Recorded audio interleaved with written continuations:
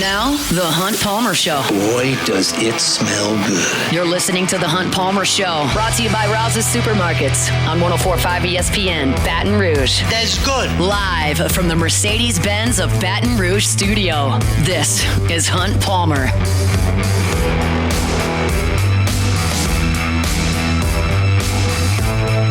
Number 2, Thursday edition of the Hunt Palmer Show, right here on 104.5 ESPN Baton Rouge. Chris Blair will be along in 15 minutes talking Tigers.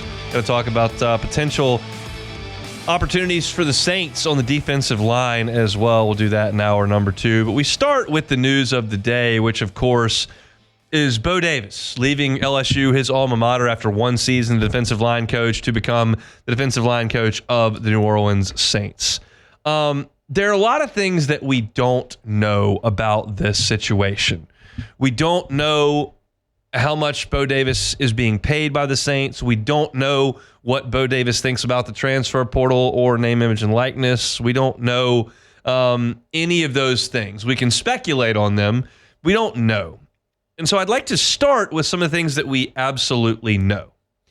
And what we absolutely know is that LSU's defensive line coaching position has been an absolutely revolving door since 2020. We are now in 2025. Bill Johnson was the defensive line coach in 2019, 2020 is when he retired. So that's one coach in 2020. Ed Ogeron replaced him with Andre Carter in 2021. That's the second coach. Then Ed Ogeron was fired, and Brian Kelly did not retain Andre Carter. He hired Jamar Cain. That's 3 coaches in 3 years. Jamar Cain left to go coach the Broncos. So he hired Jimmy Lindsey. That's 4 coaches. Jimmy Lindsey got sick. That's nobody's fault, but he got sick, left the program. So they promoted John Jancic. That's 5 coaches.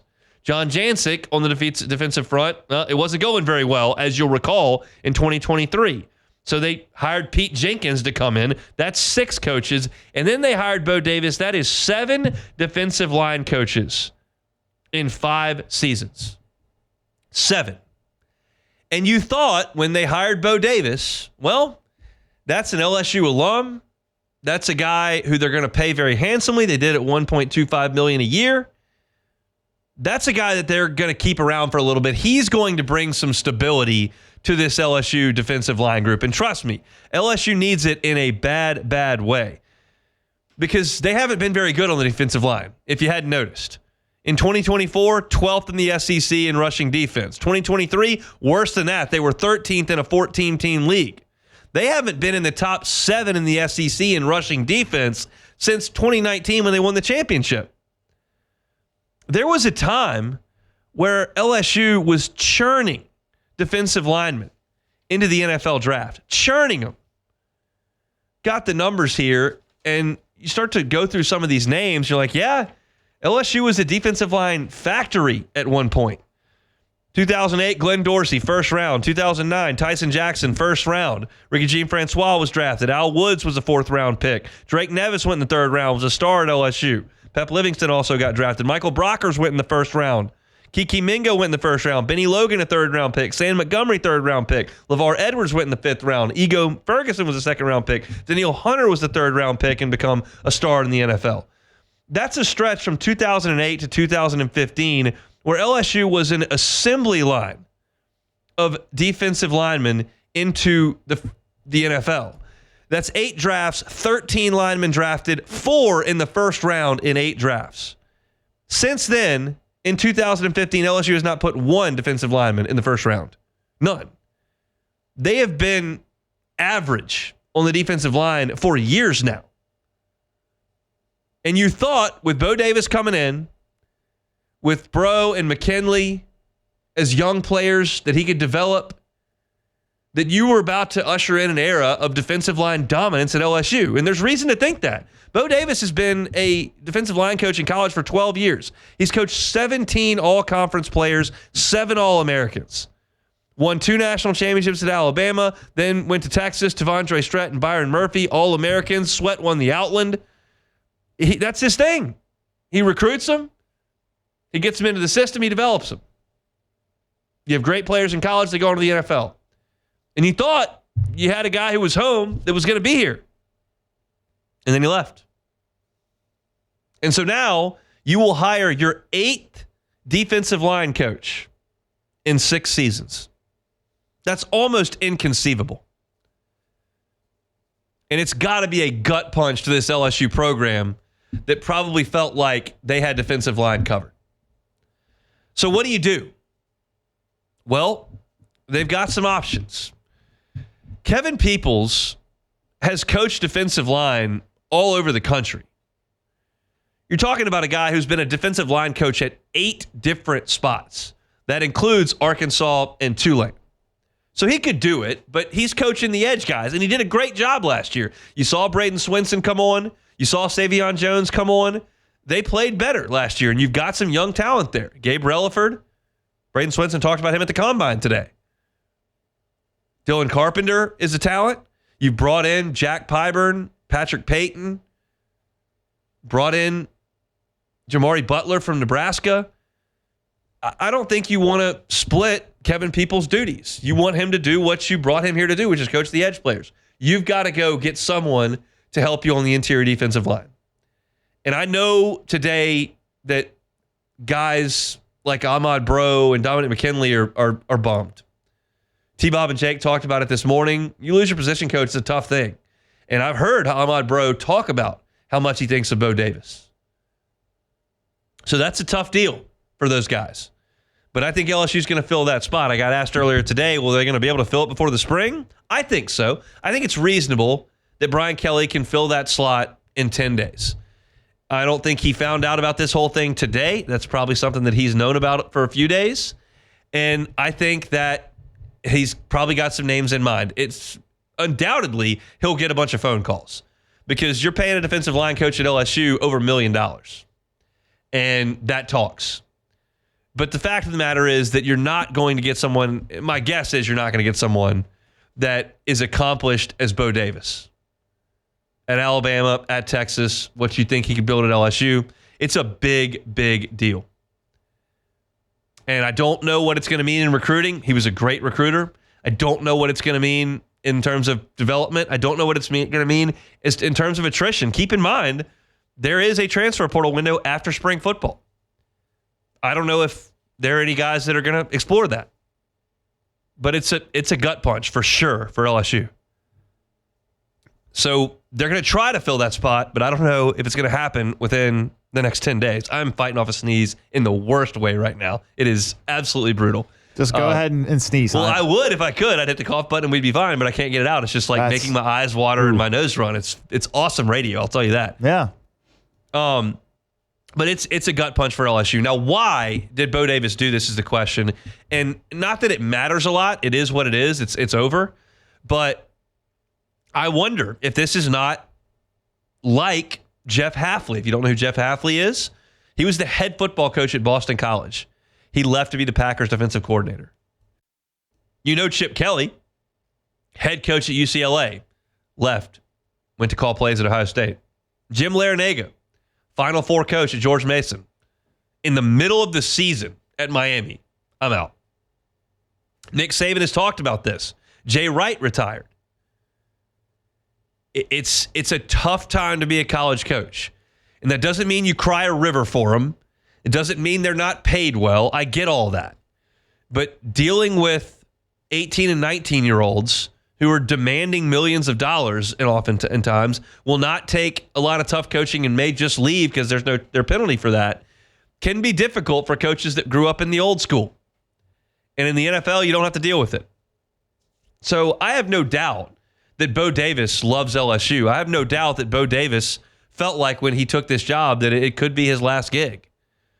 But there may be some things about this era that he just doesn't love. The other piece to it, which has nothing to do with that, is it's a chance to coach at the highest level. The NFL is the top of the food chain.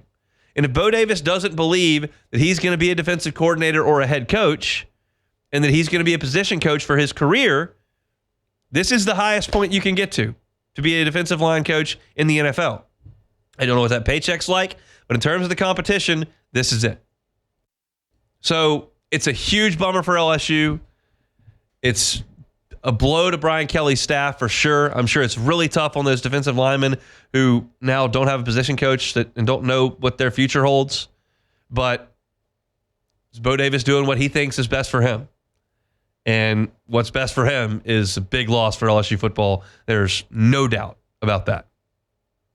If you're looking for our LSU content, you can find it at Hunt on LSU, wherever you find your podcasts, or on YouTube as well. We'll step aside. We'll come back with Chris Blair, the voice of the Tigers. That's next.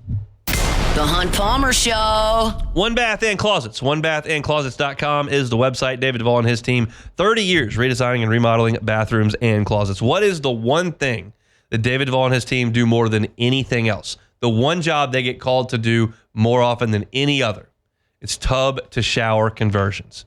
If you've got a bathtub that you don't use, you've got a bathtub that's not functional, you've got a bathtub that's just old and dingy, and you'd like to take it out and put in a new glass walk-in shower, David Vaughn and his team do that stuff all the time, and they're happy to help you with it. Go to the website and see pictures of their fantastic work. It's onebathandclosets.com. When you're at the website, after you look at the pictures of their fantastic work, you can go ahead and get that free consultation. It's right there on the homepage. You chat with David Duvall about what you're looking for. He tells you what they can do for you. Customize that job to your specs.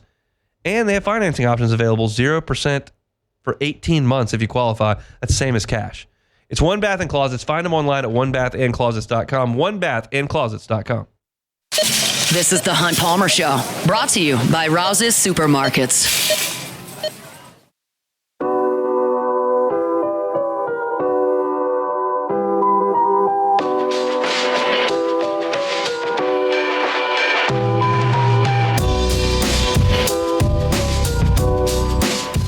Thursday shows brought to you by Rouse's Markets. If you're looking for a king cake, no better spot than Rouse's to pick one up. Carnival season is upon us. Fat Tuesday coming up on Tuesday, so grab your king cakes over at Rouse's. Rouse's, this feels like home. Let's head out to the Jim's Firearms Hotlines where we find our guy Chris Blair, the voice of the Tigers, giving us a little bit of time here on this Thursday as he does every single week. Chris, how are you? I'm great, Hunt. Hope you're doing well. Doing very well. I'm curious from courtside, what does it look like the last couple of games for Cam Carter? It feels like the teams have really identified him as somebody they're trying to take completely out of the game, and that's tough. Yeah, it really is. I mean, that's exactly what has happened. I mean, he was able to hit double figures against Tennessee, but as you saw, it was not easy, and it wasn't an efficient night going 0 for 6. On the game against Florida, the game before. And, I mean, they've tried different things. Obviously, college basketball is a ball screen heavy offense. They tried to switch, having Cam, directly on ball screens and have him off ball screens. But again, these teams are able to figure that out. So I think they've done just a good job of just kind of jamming him in times, denying him the opportunity. And, as Coach McMahon has said all season, I mean, it was pretty evident during the non-conference that once they got to SEC play, every team was saying it really looks like, as Cam Carter goes, so does LSU. And if you're able to shut him down, chances are there's just not enough firepower in other places to beat teams of that caliber. Let's talk about Curtis Givens, who's seeing extended minutes now, far more than he did in December and early January. What have you seen from the freshman point guard? Well, I think at times, he's learning the game. I mean, I think he's made good decisions at times, some great passes, facilitating the offense. And then there's been times, frankly, he's looked like a freshman in a, dominant league like this year's SEC. I think you're probably hoping to see a little more consistent scoring. And by that, I'm not really saying in a freshman year you need to be, 15 points a game.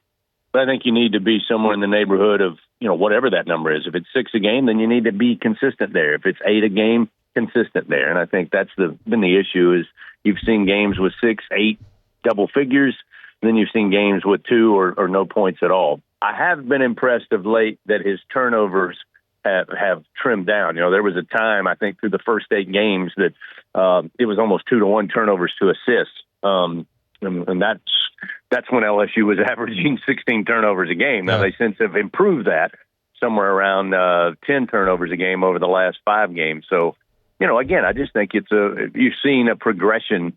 Although I know he wants to improve his 3-point shooting. He's only about 26% for the season. So, When you're the point guard and your job is to, again, facilitate the offense, you got to kind of pick your shots wisely. If you're shooting 26%, you may want to find an extra pass to get a guy who maybe has been a little more consistent shooting the ball, especially from the perimeter.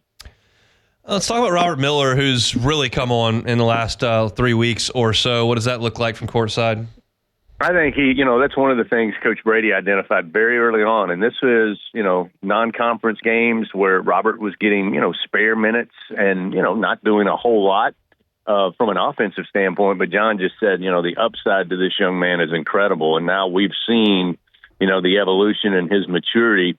I mean, I've been impressed with the ability to see the floor, even his passes.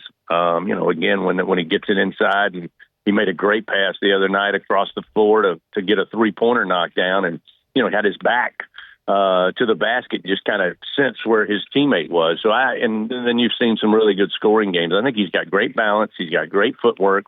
I think it was just a matter of getting used to the speed of this game. I mean, my goodness, I think he has the high school record in Houston. His high school scoring record. So I know he can score the ball. I just think it's more of now I understand the speed of the game. I'm a little more comfortable. And confidence is a dangerous thing. And, coming off that performance against Arkansas with 16 points and then following it up with a new career high of 19 points, in the loss to Florida, I would not have guessed on Saturday that the two leading scorers would have been the two big men based on the backcourt that both the Gators and Tigers have. But that's the way it goes. But I think Robert Miller is certainly positioning himself and growing into a really good big man, who also, by the way, we've seen can step out and knock some three-pointers. Had a couple the other night. You're headed to Starkville, Mississippi this weekend. Any must-eat lunch or breakfast spots in Starkville that you've picked up over the years? No, not really. I mean, I try to kind of mix it up, although, John Brady, of course, got his Division I coaching start as an assistant under Kermit Davis's dad at Mississippi State. So Starkville he knows very well. He's very close with Richard Williams. They have something in common. Richard, of course, took the Bulldogs to the Final Four when he was the head coach. They've coached together. They're great friends, and Richard's a great guy. He's actually doing the radio now as a color analyst, just like John. So we have dinner reservations at 5:30 at Richard's Place, which I don't know the name of, but I'm sure it's going to be great. I'm sure you'll be taken care of quite nicely there. I think it sounds like you know a guy at this point, so that ought to be good. Let's talk a little bit of baseball while I've got you. I know you've been in and out with basketball and baseball, but your thoughts on Derek Curiel after the start that he's on for 3 weeks as a Tiger? It's funny. This is the third time I've talked about Curiel today alone. Yeah. And I try to be very clear with my words here. What I have seen from Curiel early on as a true freshman is reminiscent, Hunt, to some of the feelings and observations I had. And hold your breath, everybody. Dylan Cruz. And let me specify. The swing he has is pure and sweet. I mean, it's just, you can watch him hit off a tee, you can watch him in BP, or you can watch him, frankly, in the game, and you can tell that he has got an incredible swing that he's honed over many, many hours and many, many thousands and thousands of swings in his career. His ability to slow down the game, at least early on with the small sample size that we have, also reminds me of Dylan Cruz. It's hard you keep looking down at my notes to remember he's a true freshman. I did the same thing when Dylan was here. Now, I'm not going to put the pressure on Derek Curiel, 5-6 games into the season that you're the next Dylan Cruz. That's a long way to go. And that would be unfair to Dylan. But I do remember saying, about midway through Dylan's sophomore year, that we are extremely lucky that we had an opportunity to see him play college baseball. And I'm not there yet, but I think those things that made me say that are all pretty evident early on with Derek Curiel. I mean, he's just a tremendous player with a ton of talent. And again, I just think it's hard to imagine a guy being able to step up in this league. And we'll see once the SEC starts, that'll be the big test. But he looks as confident as anybody who's been playing in this sport for 3 or 4 years. He's something. Offense, defense, and running the bases, he's been fantastic. I'm curious your thoughts on this. You spend some time with Jay. One of the strengths of this team is the depth. They got a lot of guys that are really good. Last night, he was pinch hitting a lot in 4th and 5th inning, and all of a sudden you got down in the 8th inning, and you had Mick Paul and Ryan Costello up there because you had pushed so many buttons. Do you get the sense that that's something he's going to do moving into SEC play, or do you think he's just trying to get a February look at as many things as he can? I remember a statement that Jay made to me, in fact, in his first year at LSU in Hattiesburg in that regional, which, again, he pushed every right button and pulled all the levers and got real close to getting to the supers in that first year. But it really felt like at times, did we give some guys enough experience that if a guy is struggling or floundering on a given day, do we have somebody that we feel confident we can put them in that position, in the 6th inning, in the 8th inning when you need a big hit? And the truth is, I don't think that was true. So I think that part of it is twofold. I think both of your points are probably where Jay is thinking at this point, which is, A, we need to find out with all this talent, who gives our team the best chance to win most every night. And that's why I think early on you're going to see, guys come into the game even early. Like you said, 4th, 5th, 6th inning, you start to see a change. But the second part of that is I think he definitely wants everybody to get experience so that when you're in a bind and somebody is not having their best night, you don't feel like it's a big unknown to call upon somebody to grab a helmet and a bat and step in there. And I think it serves both purposes. And that's, again, why I think this LSU team is so dangerous when you look at the talent that they have. The problem is, how do you get them experience, especially for those who transferred in and certainly for true freshmen? Because you want to be able to, in the 9th inning against Tennessee or against Arkansas or you name them, to be able to go, all right, I'm looking down the dugout and this guy's got enough at bats. This guy has shown me enough. We're going to put him in there. We need a big hit. And I think that's really why you're seeing that early on.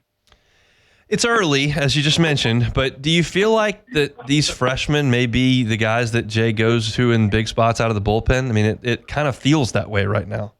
Yeah, I mean, I've always thought Jay's been very clear, all the coaching shows we've done, he understands that, freshmen certainly have a learning curve when they step into this league, but he also feels like the way the talent is being produced today and the type of freshmen that LSU goes out and recruits, that he certainly expects them to, if he does his job and his staff does their job, they expect these freshmen to be able to go in big spots and deliver.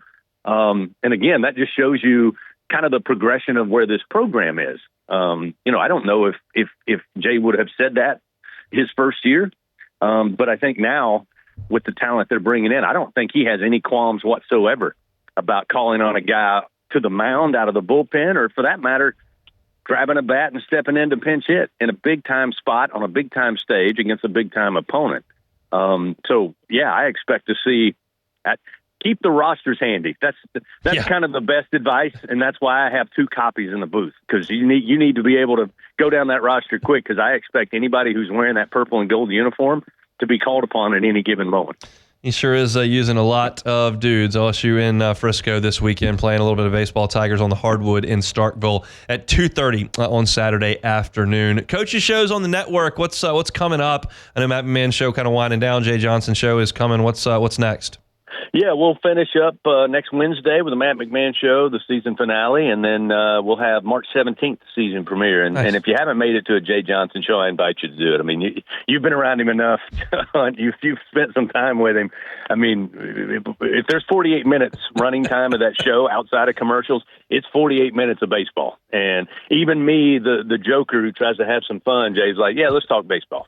So if you want to know about the Tigers, I think Jay Johnson does a tremendous job on his show. So we hope everybody will come out starting on the 17th. He's a beauty there at TJ Ribs for the Jay Johnson show starting a couple of weeks from Wednesday. All right, thanks, Chris. We appreciate the time. Safe travels, and we'll talk next week.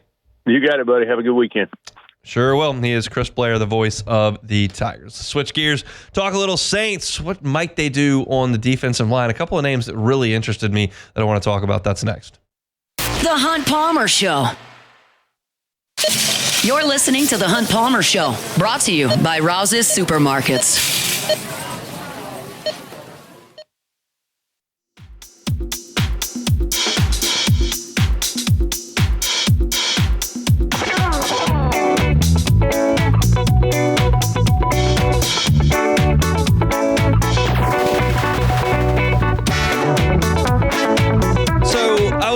Teed up to talk about the Saints defensive line today. That was in the log when I woke up this morning. And what I didn't know when I woke up this morning was that Bo Davis is going to be the defensive line coach, which has at least half of my audience a little bit salty that the Saints have taken the defensive line coach from the LSU Tigers. However, there's at least half the audience that's thrilled that the Saints got a really good position coach, and I think that they did. So it was not my intention to tie this into Bo Davis. It just happened that way.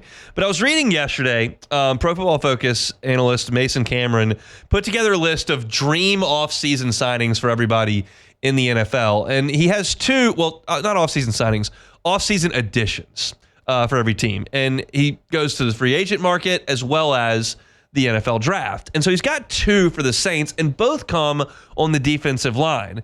And the more that I think about the 2 names that he's brought up, the more I like the idea of this type of addition. It doesn't necessarily have to be these exact 2 guys, but these are the 2 profiles that 2 of the profiles I really like. Let's be clear. The Saints can use really good players just about everywhere. So this is not the missing piece or anything, but I like the idea that Mason Cameron goes with here. It starts with Los Angeles Chargers defensive lineman Teair Tart. Teair Tart is a former undrafted free agent in 2020, and he's really done a nice job as a rotational piece on the defensive front for Los Angeles for the last 5 seasons. He's got 108 career stops, 21 tackles for loss. He's 28 years old, and he's thought of as a run-stopping presence on the defensive line. The Saints need run stoppers. Brian Brzee has got to get better at run stopping. He's already a really good pass rusher on the interior, which is tougher to find anyway. But he's got to get better at that, but you still need help for him stopping the run. And you've gone out and you got Colin Saunders, but I mean, you've been bad stopping the run. There's no 2 ways about that. You were in the bottom 5 teams in the NFL in run stopping last year. And that was a hallmark of what made the Saints good for years and years and years. It's gone. They got to get it back. And I'm not suggesting Teair Tart is going to completely transform the defense. What I am suggesting is you're talking about a guy that would be pretty inexpensive. And he brings a skill set that you really need. So while I don't advocate the Saints spending a bunch of money this offseason, they may not. I don't advocate it. You do have to go spend a little bit of money here and there. And this seems to be a really good fit. A veteran who has a skill set you can use that's a weakness of yours currently that's going to be on the cheap. That's what the Saints have to do. They've got a bargain shop. The Saints can't go out and big spend. They can't do what Washington can do. They can't do what Chicago can do. These are teams with a lot of cap space that can go supplement their rosters with big names. Saints can't. Teair Tart, not a big name. I like the fit, though. So that's number 1 in this dream offseason that Mason Cameron put together. The other piece I really like, and that's James Pierce from Tennessee. Now, he would have to be their first-round pick. And we're going to talk a ton about what the Saints should do at the top of the draft. Positions, players, tactics, whether that's trading up, trading back, all of that. But this far out, I think it's good to discuss profiles of players that they may be interested in. And I think Pierce makes a ton of sense. You're going to move to a 3-4. And so Pierce would be an outside linebacker in that fit. And you're talking about a guy who was super productive at Tennessee, 19 and a half sacks and 30 tackles for loss. Now, is he the best run defender right now? No. But he can get after the passer. And the Saints couldn't do that last year either. You know Cam Jordan's pass rushing days are over. They're done. He's not going to be a 10-sack guy ever again. Can he get 2 on a given Sunday next year? Sure. Can he get 10 in a season? No. Carl Granderson did not live up to his paycheck last year. That's got to change. It could. That's not unreasonable. He's not old. He's got to play better. And Chase Young, we'll see what the situation is there. But I don't count on Isaiah Foskey, quite frankly. That's 2 years of nothing from him. I don't expect him to show something significant. You've got to find some juice off the edge. And the best place to do that is in the draft. And the Saints are probably not high enough to get a quote-unquote elite quarterback. They're high enough to get a dude that can rush the passer. And I think James Pierce would be a great fit here in Brandon Staley's defense. He's 6'5", long arms, and does something the Saints desperately need. He may not be a 10-sack guy in 2025, but there's reason to believe in 26, 27, 28, maybe 29, you may have an elite level edge rusher, and you've got to have that. And as I start to consider the Saints' moves, their decisions, I think about the next really good Saints team. And the first round pick in this year's draft has to be on the next really good Saints team. You cannot airball on another first round pick. The guy you take in this draft has to be impactful. And I think there's absolutely reason to believe that James Pierce could be that guy. I don't love the idea of going back to the offensive line. You've spent so many high picks on that. I don't love the idea of a quarterback at 9 because I don't think one that you really believe in is going to be there. I don't even really love the idea of going running back with Ashton Genty because I think you can find that later. I really think the positions that LSU, the Saints really need to look at early in this draft are defensive front, safety, and then get to the playmakers. We had Sharif Ishak on Tuesday.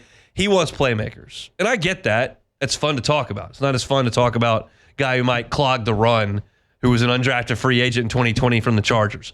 That's not great fun to talk about. But it's vital to the success of a team. It is fun to talk about a guy that could theoretically be a 10 or 12 sack guy, which I think James Pierce could be. I think you'll find a lot of analysts that think he could be that. That pick, to me, makes a ton of sense. If you can get a veteran run stopper on the cheap, do it. If you can get an elite level pass rusher on the cheap, which a first round pick is on the cheap, you've got to do it. We'll talk about a lot of names over the course of the next couple of months that makes sense for the Saints to take in the draft. And I'm not banging the gavel and declaring this thing done. You got to go edge rusher. You really have to figure out what the draft looks like in front of you and then make a decision. I'm just telling you, as we sit here right now, as February is turning to March, and I'm looking at the board and I'm seeing this suggestion put out there, I like it. I like it a lot. Because I can't right now point to a player on the Saints roster that I feel really good about getting 10 sacks in 2026. Cam's done. You're going to have Chase Young, may not be on the team. I don't know what the future holds for Granderson. He's got to be better than he was last year. This could be that dude. And I like the idea of it. So that's all right there from the folks at Pro Football Focus. If you want to look at that story, you can find it there at PFF. If you want our Saints coverage, you can find it at Hunt on Saints on YouTube, wherever you find your podcast, Hunt on Saints as well. All year long, Saints football. Don't have to siphon through things for it. We appreciate y'all subscribing up to the channel. It's over 3,000 subscribers for Hunt on Saints. We really appreciate all of that. Got one segment to go. We'll come back, play some Take It or Leave It on the Hunt Palmer Show. The Hunt Palmer Show. This is the Hunt Palmer Show, brought to you by Rouse's Supermarkets.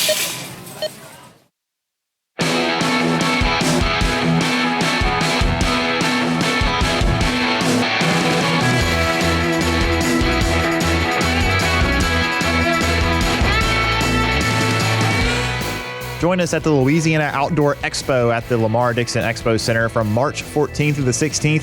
Head over to the front or the back booth and register for your chance to win a U10 New Canoe, a compact, versatile kayak perfect for fishing and hunting adventures. Visit 1045ESPN.com for details. You can also join LSU Athletics and the Tiger Athletic Foundation for Bayou Traditions' second annual gala, a Louisiana Saturday night featuring Jordan Davis on the field in Tiger Stadium, Saturday, May 3rd. We are giving you on-field access. Register to win a spot at our table at 1045ESPN.com. Support LSU student-athletes NIL opportunities and reserve your table at lsutaf.org/events. Still very cool to see Jordan Davis rise to the level that he has. We're talking about a guy that was on my 7th grade baseball team and that was at 60% of the high school parties I went to. So is that going to be like when we talk about, every time we talk about Jordan Davis, we're going to hear that story about how you played 7th grade baseball with him, kind of like how whenever Kramer Robertson played, they always mention that Kim Mulkey was his mom. But it's wild. Like, you don't think you're going to like know somebody that becomes a megastar. That is crazy. It is very crazy. Just to go to a restaurant down the road and watch him play after college. Think about it, Hunt. I mean, every famous person comes from somewhere. They went to elementary somewhere. Most of them come from Shreveport, is what I'm told. I don't know about most of them. Look, you got Jordan Davis. You got Kix Brooks of Brooks and Dunn. Sam Burns. Yeah. Got a few. Jacob Hester, Shreveport guy. Jacob Hester, of course. Incredible. What a lineage, list. what a talent. What a list. There was I was watching like the CMAs a couple of months ago, and there was performances like back to back by like Jordan Davis, Brooks and Dunn, and Lainey Wilson. Yeah. And then I think Miranda Lambert too, who's from right outside Shreveport on the Texas side. And it's like those people are from a total of like 100 miles Just apart. a hotbed like right of country Incredible music stars, talent. huh? I mean, just amazing stuff. I think that's what they call Shreveport, the home of country stars. They do. That's what they call it. Yeah. It's on the water tower. Yeah. What is on the water tower, Hunt? Shreveport. That's it? It's No blue. slogan? Well, actually, I think they repainted it for like years and years and years. It was two blue lines and just bold blue. What is the city's motto? I'm not sure, but wow, what a true Shreveport not resident. I'll tell you this: Bossier, which is across the river. The Bossier seal, which is on the top of the now Brookshire's Arena. It's been a lot of different things, but it's on the top of it. The city, it says City of Bossier City, which I think is funny. That is pretty funny. City of Bossier City, and it's on every row of the place. You don't think you really have to say city twice. They want you to be sure that you know you're not in Shreveport when you're at the big grocery sack there at Brookshire's Arena. All right, let's play Take It or Leave It. Take it or leave it. Take it or leave it. Today's hottest stories in sports, news, and sometimes even Hunt's life. The question is, will he take them or leave them?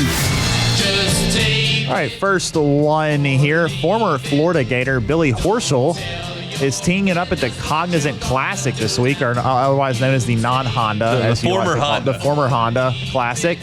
And he was walking, I don't remember what hole it was, but he was walking off the green, and an actual alligator, of course they have those pretty plentifully in Florida. They do. And it was walking up to him, and he proceeded to grab one of his irons and just shooed the gator away off the course and back into the pond. Gator on gator violence. Take it or leave it. I mean, I'm going to take it. I'll take it. I don't want to mess around with a gator. Those are... Well... I realize that the gator approached him. I'm not suggesting Billy did anything wrong here. Yeah. I just don't want to be in that spot. No, I wouldn't either. But from what I have gathered, alligators are actually not super aggressive. Right. And they're compared to like crocodiles, which are very aggressive. So my parents, there's a little like pond behind their house. Like a retention pond or something. Every once in a while there's a gator that gets in there. And like we used to have dogs, they don't have them anymore, but like we're kind of terrified like the dog might get out and like that could be a significant issue. I'm glad that never happened, but like I don't want to mess with them. They're like kind of faster than you think and those jaws are really strong. I'm out on dealing with alligators. Yeah, I am too. I would definitely, it's easy to say that you wouldn't be that scared, but I mean if you come within a few feet of one, I'd probably be a little nervous, I think. I got no interest. And then I was playing golf with my dad one time, same area but different hole, and he hit a flop shot that was going to go too far, and I tried to catch it before it went in the water. I tried to like over the shoulder it, and I fell in the pond. It was on 16. Did not finish the round.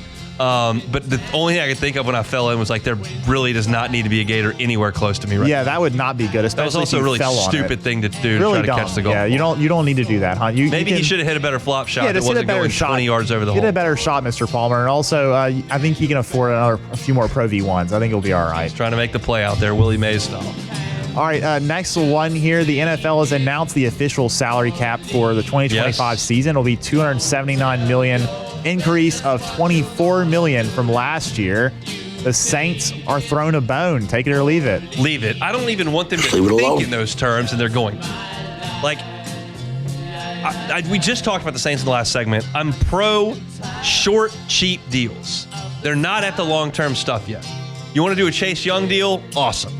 But don't go crazy because you think you got more money. The things I'm hearing Mickey Loomis say, I got to be honest, I'm not liking it. I'm not liking it a lot at all. Now, I'm more interested, as you know, in what you do as opposed to what you say, but I'm not thrilled about the things you say.